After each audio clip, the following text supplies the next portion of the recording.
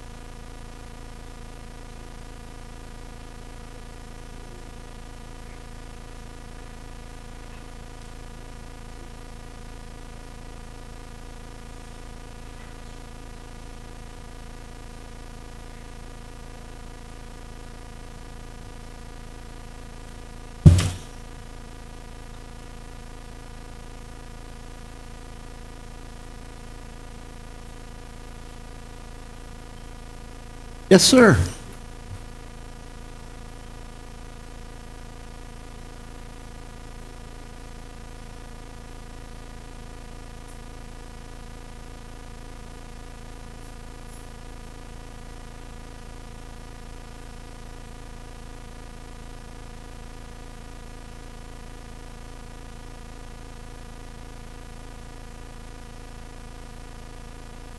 Looks like everyone's here. I think we'll go ahead and get started. I'd like to call to order the April 3rd, 2012 Anderson County Council meeting. And I'd like to have Ms. Floyd, if she would, do the invocation and the pledge.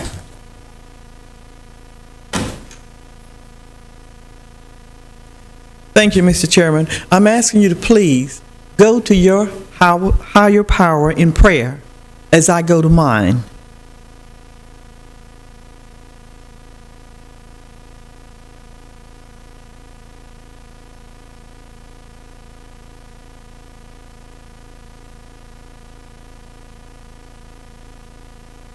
Amen. Amen. I pledge allegiance to the flag Of the United States of America. and to the republic for which it stands, one nation, under God, indivisible, with liberty and justice for all.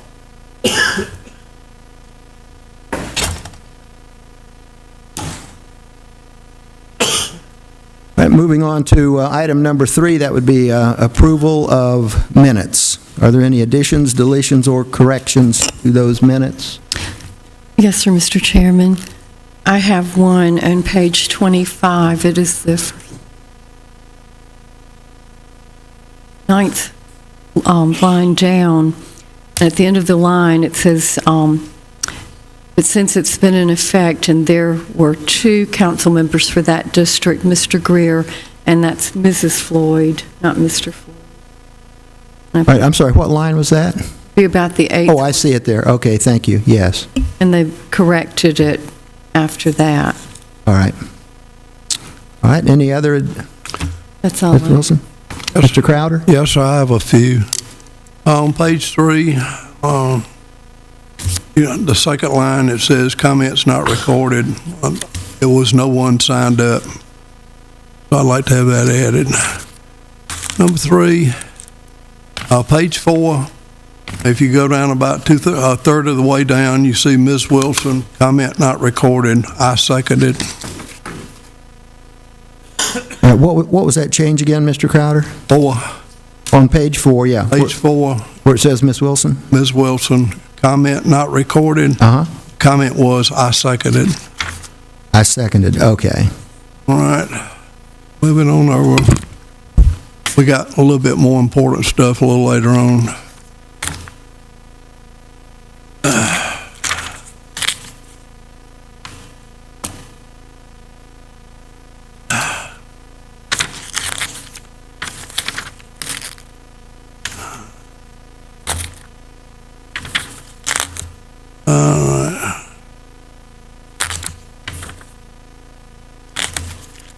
All right, the next one is on page 27.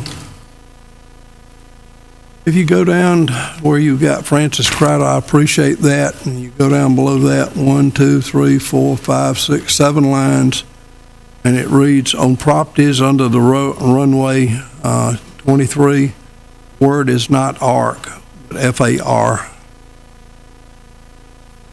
All right. And then you go down a little further down under my comments. If you go through there to about page 8 of 12. I'm sorry, what page are you on in the minutes? Same page. Same page. 7. All right. 27, well, that'd be 1, 2, 3, 4, 5, 6, 7, 8, 9, 10 lines. 10 lines from the bottom of the page up. Okay. To about page, and it's blank. It says 8 of 12. Yes. All right. Then on page number 28, go down to the bottom of the page and count up 1, 2, 3, 4, 5, 6, 7, 8, 9, 10, 11, 12, 13.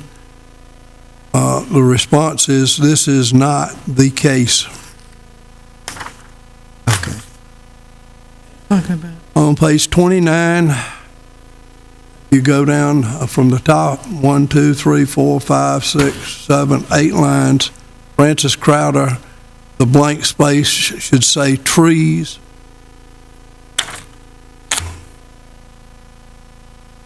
On page 30, go to the bottom of the page and count up 1, 2, 3, 4, 5, 6. Change the word grand funds to grant funds, G-R-A-N-T.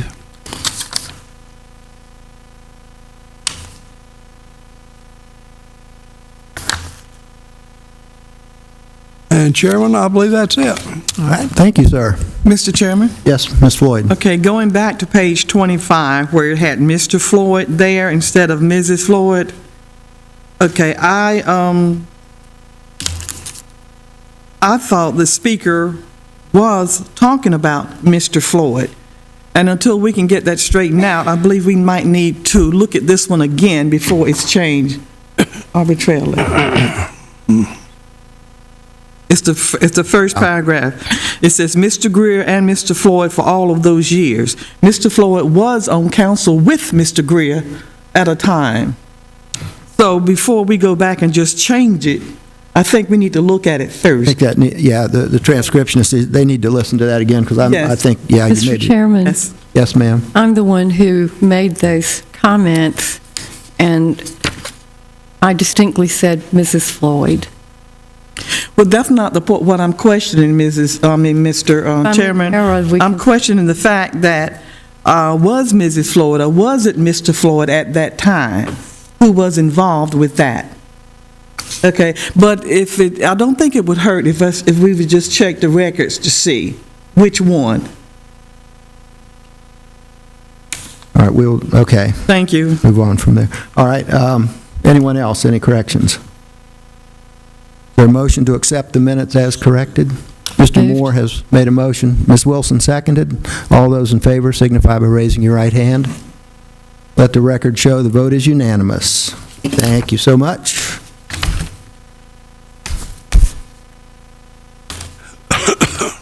All right, moving on to item number 4, citizens' comments on agenda matters. Any citizens? No one, nobody loves us anymore. Be careful. Oh, I know. Yeah. What I say? Yeah. All right, moving on to item number 5, resolutions and proclamations. This is Resolution 2012-015, a resolution honoring Tri-County Technical College for its 50 years of service to the citizens of Anderson County by providing quality education and to contributing to the economic development of the state. And what I'm going to do, I'll be reading the resolution, and then I'd like to have the members of Tri-County Tech that are here this evening come up for the presentation. And I don't have a small piece of paper, so somebody must think I'm really getting blind, but I will go ahead and read through this. This is Resolution R 2012-015. Whereas 50 years ago, April 7th, 1962, Tri-County Technical College made South Carolina history by becoming the first multi-county technical institute in the state. And whereas Tri-County was founded in 1962 when the Tri-County residents pooled their resources to plan the college after Act 323, Section 23 of the South Carolina General Assembly established the State Committee for Technical Education and provided for the establishment of regional centers. And whereas Governor Ernest Fritz Hollins signed Act 905 of the General Assembly on April 7, 1962, creating what would eventually become Tri-County Technical College. And whereas its mission was to serve as a tool for economic development and to attract diverse manufacturing industries to South Carolina, as well as serving as a comprehensive community college providing equal education opportunities for all citizens. And whereas the Tri-County Technical Education Center opened the doors of Pickens Hall September 10, 1963, and attracted 919 students during its first year of operation. And whereas the college has grown from a technical education center to today's comprehensive two-year college featuring 25 associate degrees, 7 diplomas, degrees, 54 certificate programs, and more than 13,000 non-credit courses in continuing education. And whereas Tri-County is still dedicated to preparing the state's greatest resource, its people, for employment in that ever-changing, fast-paced work environment of today and tomorrow. And whereas the college meets the needs of new and expanding industry through the READY SC program, one of the state's greatest incentives and often the deciding factor for industries to locate new jobs in South Carolina. And whereas Tri-County Tech has been led by 3 presidents, W.T. Bill Yarborough from 1962 to 1971, Dr. Don C. Garrison, 1971 to 2003, and Dr. Ronnie L. Booth from 2000 to present. And whereas from the time Dr. Don C. Garrison assumed the presidency of Tri-County Tech in 1971 until his retirement on July 31, 2003, he was known as a tireless advocate for technical education, placing Tri-County at the forefront of two-year colleges in the United States. And whereas Dr. Garrison established the first memorial to military veterans from Anderson, Oconee, and Pickens counties who died in Vietnam, located at the main entrance to the Pendleton campus, the college dedicated its Vietnam Veterans Memorial, the first in the state, on May 25, 1980. And whereas in the last 8 years, Dr. Ronnie L. Booth has made college accessible, available, and affordable to residents across the Tri-County region by opening the college's first 3 community campuses, the Anderson campus, the Oconee campus, and the Hamilton Career Center, and the Easley campus, giving the college a presence in Anderson, bringing its services closer to Anderson County residents, increasing community involvement, and expanding educational opportunities. Whereas under Dr. Booth's leadership, growth during the past 5 years has been especially significant as more and more Anderson County citizens are making Tri-County their college of choice. Fall 2011 enrollment reached 6,941 students, the largest in Tri-County history. Whereas in addition to quality instructional programs taught by faculty who can offer one-on-one instruction, the college is dedicated to student success with financial aid, counseling, career services, and advising from the time of admission until graduation. And whereas Quick Jobs training programs offered through the Corporate and Community Education Division include classes that offer quick and affordable training for displaced and underemployed workers in a series of demanding jobs. And whereas over the past 5 years, the average salary of Tri-County graduates has exceeded the state average by 8%, and Tri-County students enjoy a 21% annual return on their investment. For every dollar invested, Tri-County students receive $6 in higher future earnings over an expected 30-year career.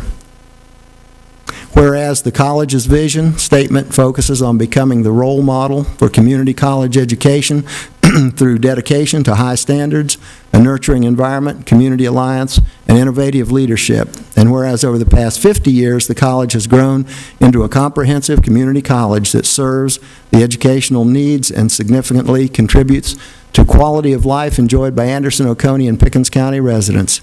Now, therefore, be it resolved this 3rd day of April 2012, that the Anderson County Council formally honors Tri-County Technical College for its 50 years of service to the citizens of Anderson County by providing quality education and to contributing to the economic development of the state.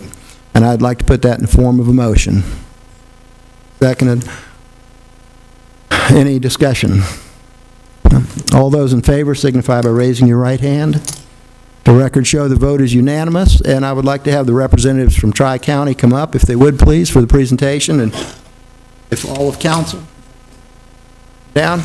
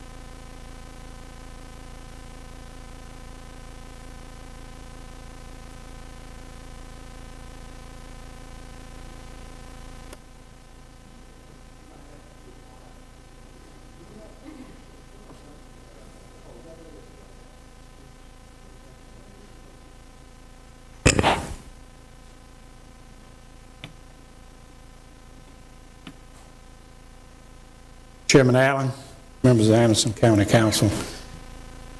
Late President Harry Truman once noted that men make history and not the other way around. In periods where there's no leadership, society stands still. Progress occurs when courageous, skillful leaders seize the opportunity to change things for the better. On April 7, 1962, history was made in the upstate with the decision by a group of leaders to organize Tri-County Technical College. As indicated in the resolution, the doors of the center opened on September the 10th, 1963, with a grand total of 919 students. This past fall, the Tri-County Technical College welcomed almost 7,000 students. Indeed, skillful leaders do make a difference. On behalf of the commissioners, College President Dr. Ronnie Booth, the staff, the many industries that employ students that have passed through the doors, seeking a better way of life, not only in this country but the state, most importantly. And the thousands of students that have come and will pass through these doors of Tri-County Technical College, seeking a better way of life through education. We gratefully accept this resolution on behalf of Tri-County Technical College, commemorating 50 years of continuous service. We thank you for what you do in assisting us, Tri-County Technical College, to serve the citizens of our area. Thank you.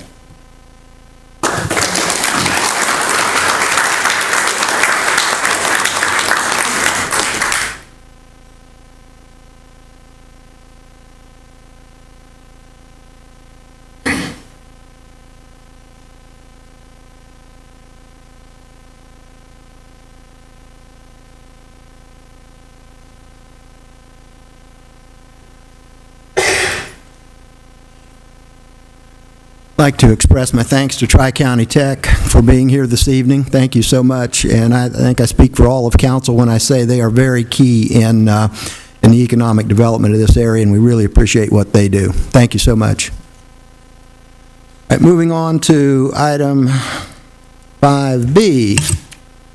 It'll be Resolution 2012-016, a resolution supporting fair housing in Anderson County. Mr. Burns, Mr. Pitts. Mr. Chairman, you see before you a resolution supporting fair housing in Anderson County. It is Fair Housing Month across the country.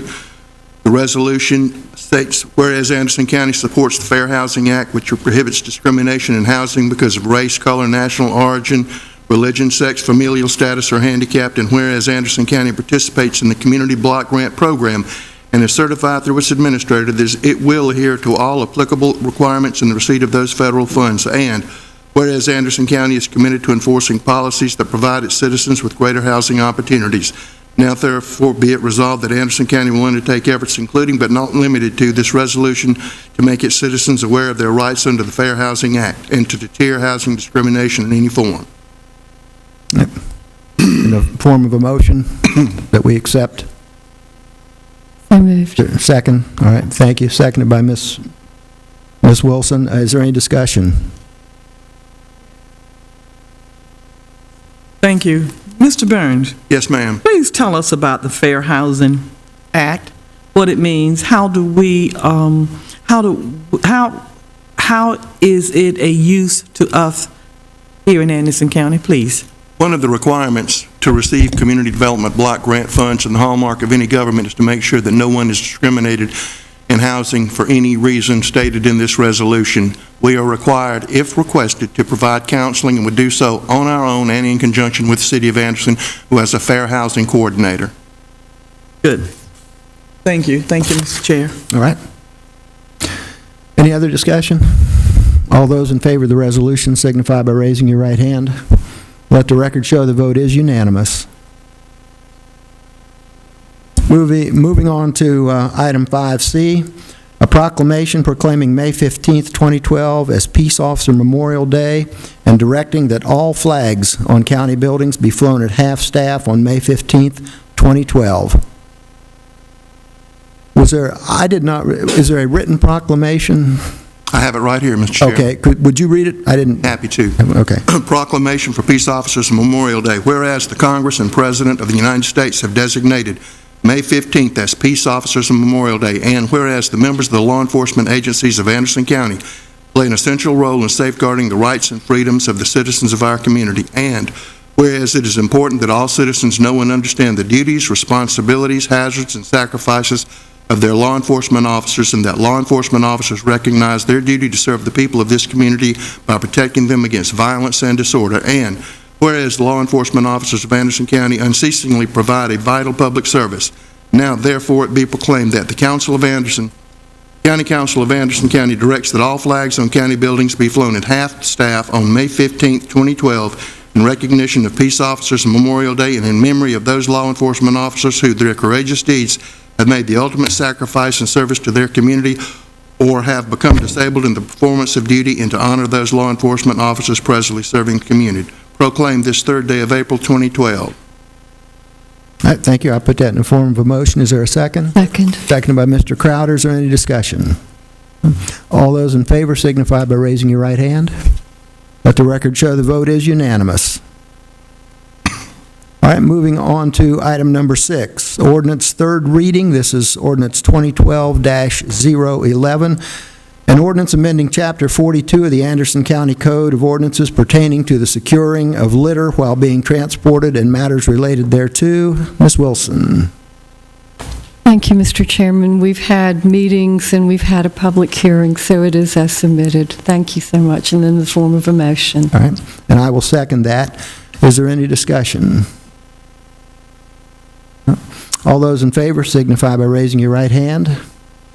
Let the record show the vote was unanimous. All right, moving on to item number 7, ordinances, the second reading. This is ordinance 2012-002, an ordinance authorizing the execution and delivery of a First Amendment to fee in lieu of tax and incentive agreement between Anderson County, South Carolina, and the Timken Company, acting for itself, one or more affiliates, and other project sponsors, approving certain special source credits and authorizing other matters related thereto.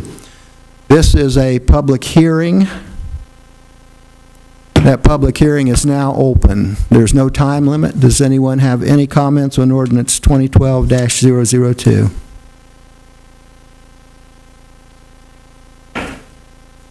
Hearing none, seeing none, the public hearing is closed. Mr. Pitts or Mr. Burns? Sorry? Okay. Mr. Nelson will be speaking.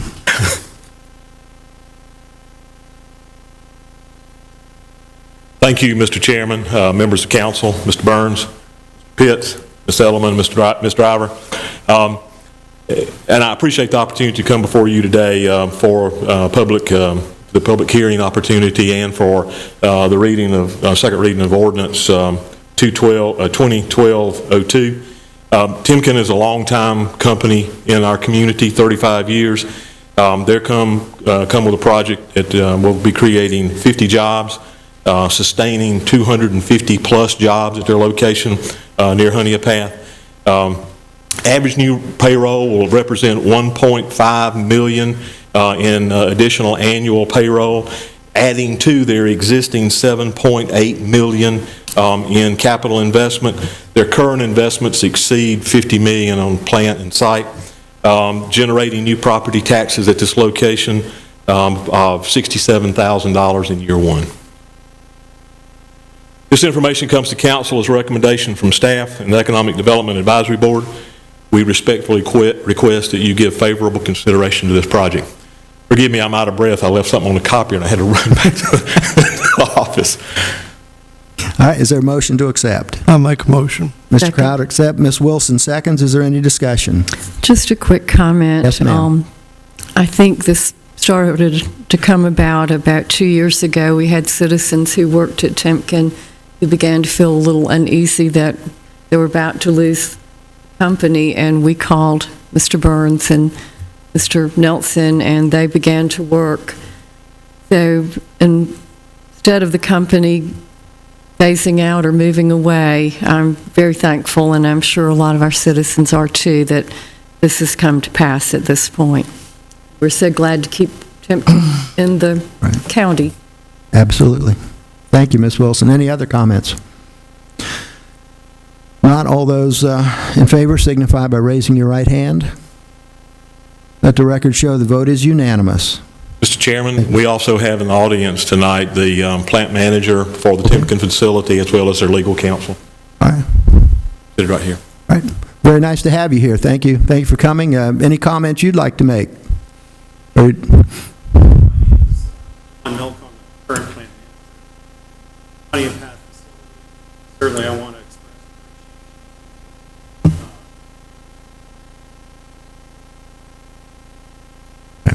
Well, thank you very much, and we certainly appreciate everything you do, really. Right. Thank you. Thank you. Mr. Chair, Yes, ma'am. may I please? Yes. Okay, to the manager, would you? Okay, I didn't get your name, and that. Are you saying Milko? Okay, Mr. Milko, we welcome you. You've been here for a while, but we're very, very glad and happy that you're going to stay with us, and I think you're expanding. But we're going to be sending you some people who are looking for jobs. All right? These people are good, hard-working citizens of our county who has been hit terribly by the economy. All right, and if you can help as many of them as you can, you know, it's kind of heartening to go to apply for a job and you just told, if you told anything at all, that we have no jobs, we're not hiring. No, but please, sir, tell them something.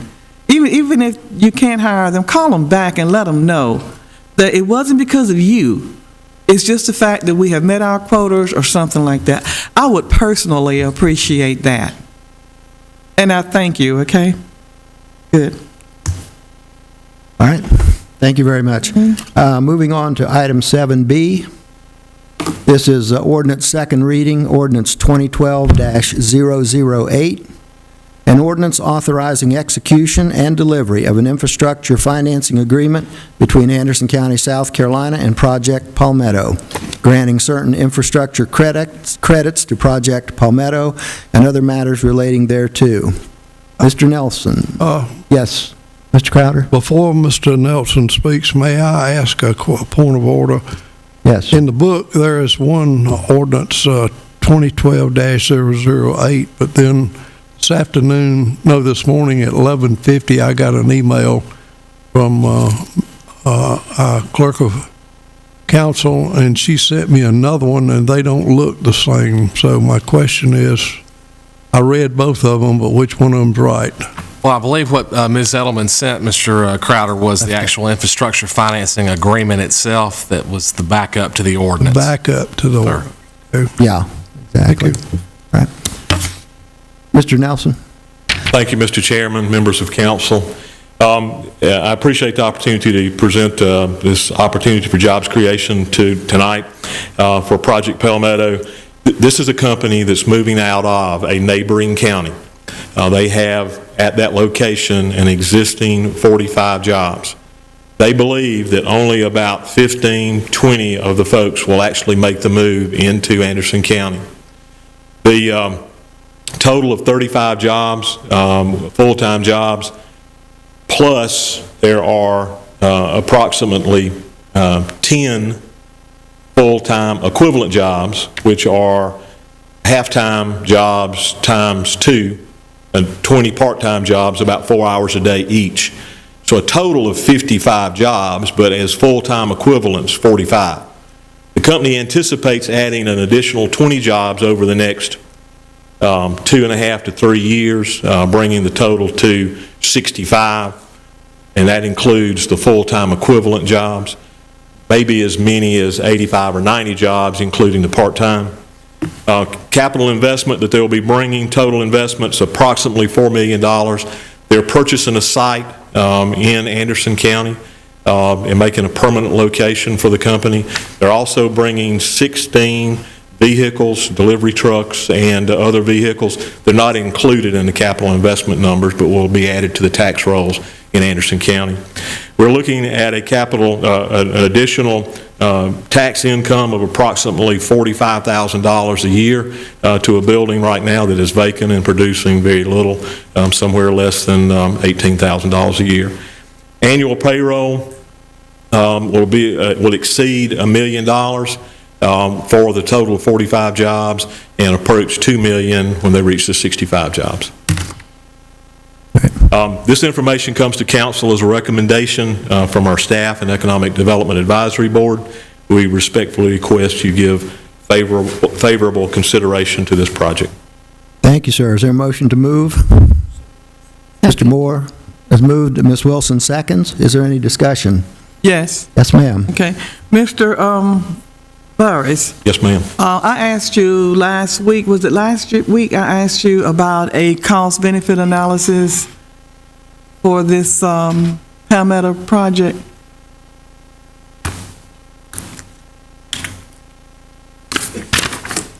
I have one with me. Mr. Nelson. Ma'am. Ms. Floyd, one was delivered to your house last night by Justin. Okay. Mr. Burns? Yes, ma'am. I know that. I have it. I have it. Okay. Mr. Burris? Yes, ma'am. You sent it to me, and I really do appreciate it. I have it. I'm glad you have a copy of it, okay? Yes, ma'am. But this is not for a layperson. All right. The only thing that I did understand some things here, but you've got an MPV. I don't know what that is. You have a project multipliers or employment impact. I was hoping that it would be something that I could read and understand, or that I could explain to the constituents who have the concern I was telling you about. Yes, ma'am. Yeah, but I can't use this. But since you have a copy now, could you please go over it? Yes, ma'am. This is a document that was generated by the South Carolina Economic Development Association. It is truly for folks who work in the finance office, but it describes the project in financial terms. And normally, it's not something that we pass out. It really is an internal document. Well, okay, if that's the case, why did you send it to me? What I understood is that is what you had requested, and I apologize. I told you what I wanted to know. I wanted to know, I had constituents who were asking me about the fee in lieu of taxes thing.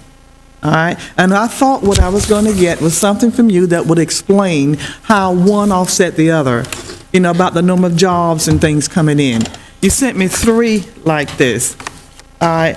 I have not, I got it Friday. I have not had time to sit down with anyone who could explain these things to me so I can explain it to my constituents. And like I told you, you can give this to anybody in that audience and they wouldn't understand it. But I'll tell you what we'll do. Let's do it again. Would you mind going through it? Not now, but would you mind going through this and interpreting it for me so that I can explain it so anybody on the street could kind of see what we're trying to get at? I'll be more than happy to. Okay, and I apologize for not delivering what you had asked for. Well, you did, but I want to be able to understand what I have. I understand. Thank you. Yes, ma'am. Thank you, Thank Mr. you. Chair. Sure. Any other comments? All right. All those in favor of ordinance 2012-008 signify by raising your right hand. Let the record show the vote is unanimous. Thank you for your support. Thank you, sir. Moving on to item 7C. This is second reading of ordinance 2012-010.